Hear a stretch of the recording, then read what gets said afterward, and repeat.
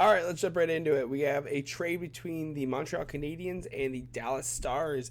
It is a Dennis Gurianov and Evgeny Dadonov. So it's excited. So hit like, subscribe if you want to check out more hockey content. I'm going to do hockey content all week because it is the trade deadline, and I'll be doing it the rest of the year as well, especially through the playoffs. So if you want to see more, let me know.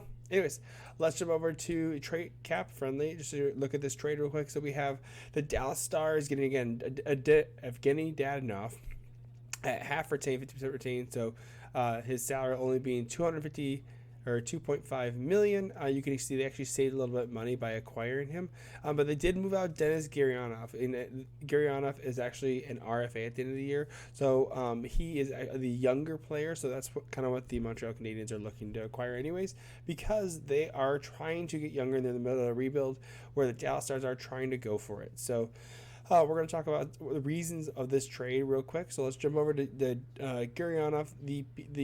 Actually, let's do Dadonov. I think that'd be a little bit more fun. So Dadonov is actually a UFA. He's a modified no trade clause. So this is big because he had a choice on whether he was going to go to the Stars or not. Well, I guess he had a 10-team no trade list. So they must not have been on the trade list, or he decided that he would be willing to do that. By the way, 10-team no trade lists typically have the 7 Canadian teams and the 3 California teams because of tax reasons. So this is why you typically see a 10-team no trade clause, just because the guy's trying to make as much money as he can. So again, this guy's UFA at the end of the year, so this is good. It's just picking him up for what he can do out on the line. So actually, let's see what he has done so far this year. Dadonov, like I said. All right, again, a little bit older. They're looking for that veteran presence, so 31 years old right here. Right wing. Let's go through. He's put up goals. I mean, the thing is right now, I'm actually a little not concerned.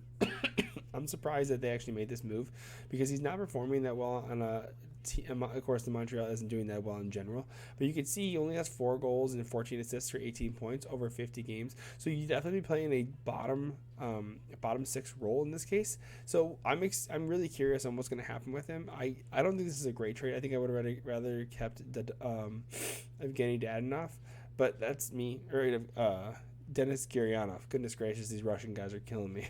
So, but again, this is their trade. They're going for the veteran leadership, probably just trying to build some stability in the lineup. So we'll see. I'm actually really curious on what's going to happen with him. So again, moving over to Dennis Gurianov, like we talked about, he is an RFA, so his cap is expiring at the end of the year. Got to get rid of this NHL stuff. But you can see he signed a 1-year contract with the Dallas Stars just to kind of move.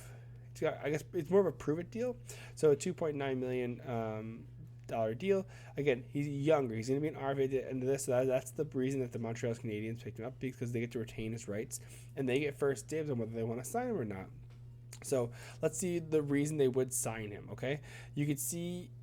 So let's go here. We'll go 2019, 2020 with the Dallas Stars.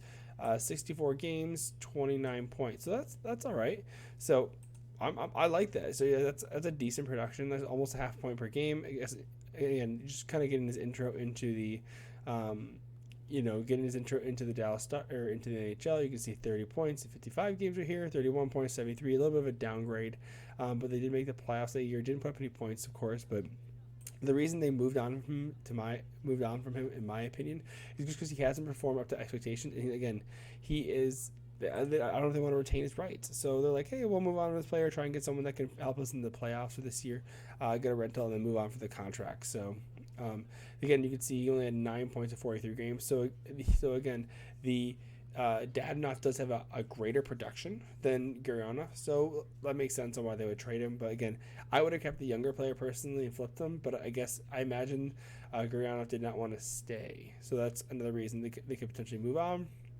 Could be some bad blood potentially, but again, that's a quick trade. Like I said, a good move. I mean, we'll see if it's a good move for the Stars. I think it's pretty small in comparison. I'm excited for the big move that they're going to end up doing. I think that they should go and get someone bigger to help play with Tyler Seguin, but we'll see. Anyways, let me know what your thoughts are. Hit like, subscribe, comment, so I can make more videos, and just keep cranking them out. I'm going to be cranking out a ton of videos tonight because of the all the trades I went through, and I'm really excited about it. So anyways, love you. Bye.